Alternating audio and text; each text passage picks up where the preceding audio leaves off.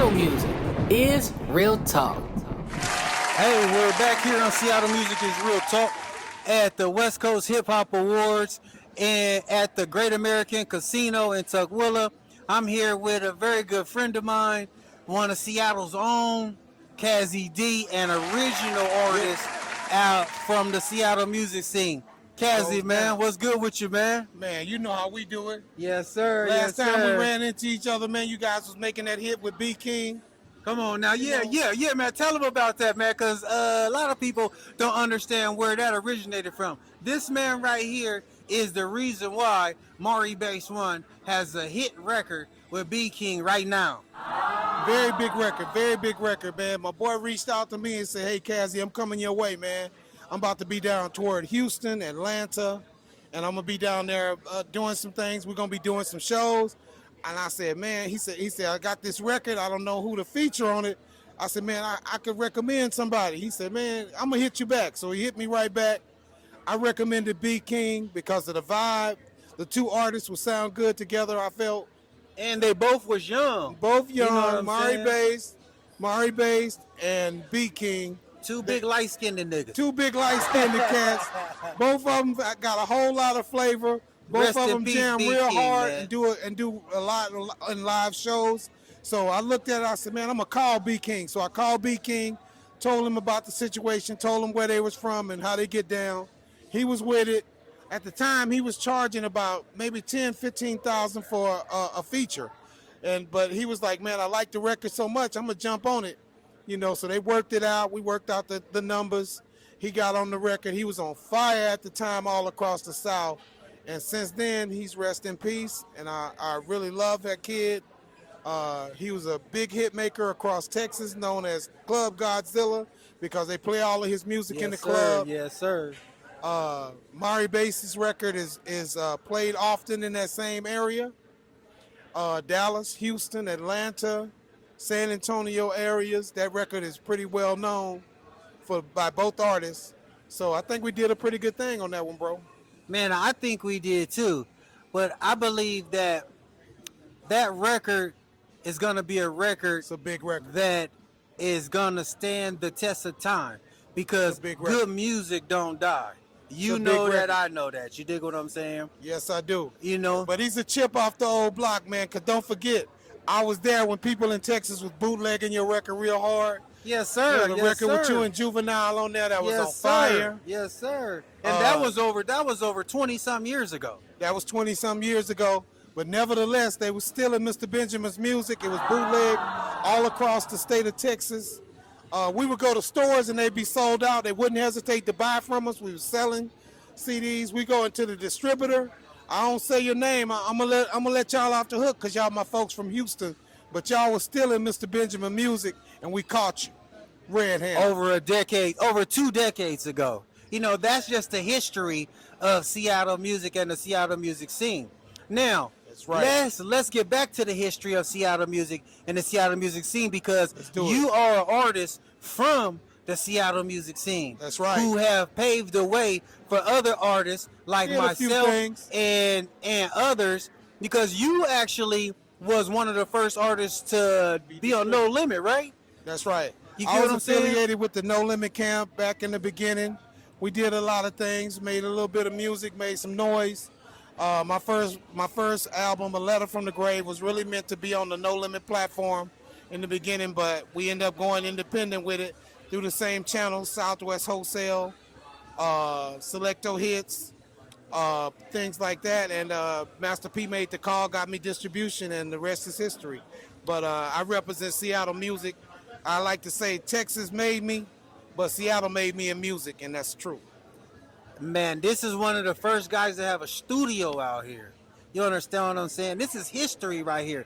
History in the making. My partner, Seattle music Kazy is real. D. You feel what I'm saying? Seattle music is real, baby. Hey, let the people know what you're doing right now.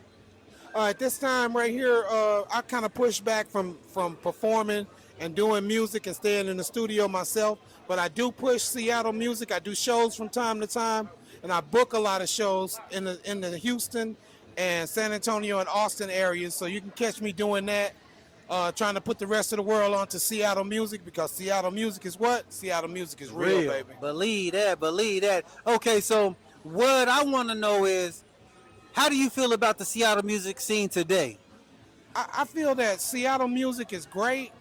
The thing that I would recommend as a senior member of the music scene is to recommend to the audience, accept and support and help to push our youngsters out here, because they're doing really good music, and comparatively, man, we really are strong. And as far as the artists, I would say keep pushing your music, keep doing your thing, because we're gonna break through sooner or later. And I think it's happening right now with artists like Mari Bass. You know, that's why we created the Seattle Music is Real platform. Is to give our youth a identity to the rest of the world. That's and right. give them a identity to their background, their backyard, because without your backyard, you really ain't gonna make a it. lot of sense.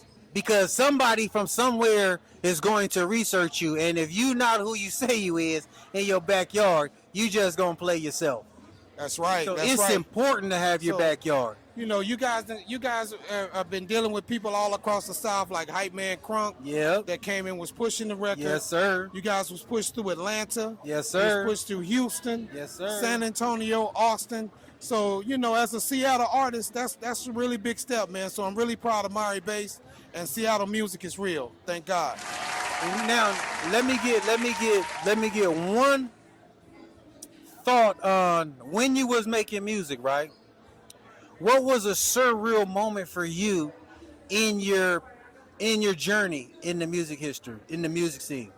I would say a surreal moment for me. I got in 1998, I did a deal with a company called Skyline Records.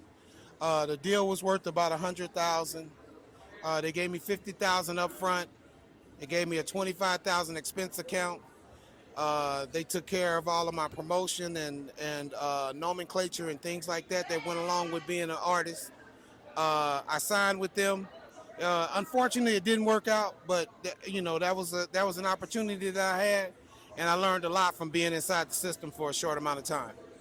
You learned the business. I learned a lot about the business, and I owe Master P and Tobin Costin a lot, and Lil Troy out there in Houston, Texas, for teaching me a lot about the music industry also. That's real. That's real. That's real. What advice would you give? No, before you answer that, what do you think about the Seattle music scene today? Man, I think the Seattle music scene is very strong. I like the production. We got a lot of top producers like BZ 2000, RC, Vitamin D, John Silver, Paul Silva. Yes, sir. Mike Wingo, Todd Brown. Yes, sir. Dog 'em Out, Funk Daddy. Daddy. You know, we could go on and on and on. You know what I'm saying? And I may be forgetting some people. You know, DJ What It Is. But like I say, I may be forgetting a few people and not mentioning their names right now. But hey, we got a lot of up and coming producers, a lot of well-known artists, a lot of stalwarts out here in the Seattle music scene that I hope you guys are supporting, because I do. What would you? Okay. Now let's go back to that one question that I was going to ask you earlier. Okay. What inspired you to become an artist, and how far did you think you would make it as an independent artist without having a major label backing? Well, I started out with a record company called L&M Records. I moved on from that to GCA Records, where I learned a lot and was subjected to A&R by an artist and a producer called Alex Griffin. And after that, I moved on to Just Cash Records, who taught me how to perform, who helped hone my skills and got me distribution and dropped records on me and did management. And after that, I moved on to the No Limit structure and to my own label. Master P taught me a lot. Tobin Costin taught me a lot. Learned a lot, like I said, from Lil Troy and people like that were involved in the down south music scene very heavily. That's what's up. Do you have any current artists that you're working with today? Yes. Let them know who that is. There's an R&B artist out of Seattle called Chalet. She's a very professional R&B artist. She's every time she hit the studio, something special happens.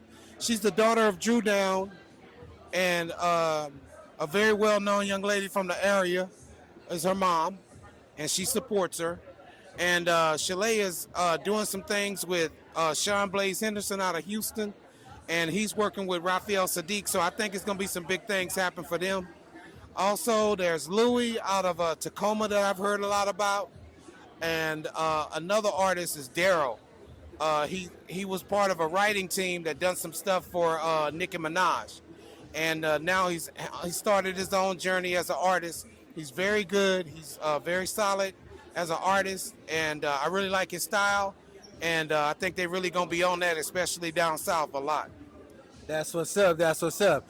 Do you have any social medias that they can get in contact with you if they choose to? Okay. Yes, I'm Kazy D. So my social media is Kazy D Blockstar. That's Kazy Blockstarr. That's on Instagram, Facebook, Threads, and however you want to find me, you can look me up at Kazy D Music at yahoo.com. That's KAZYD MUSIC at yahoo.com. I want to see y'all. Holla at your boy, especially if you're from Seattle. That's what's up. That's what's up. Well, Kazy, man, thank you for coming on to the platform. And we want to leave y'all with this thought. Seattle music is real. This ain't a game. It's a movement. You right here on Seattle Music is Real Talk. Seattle music is real talk.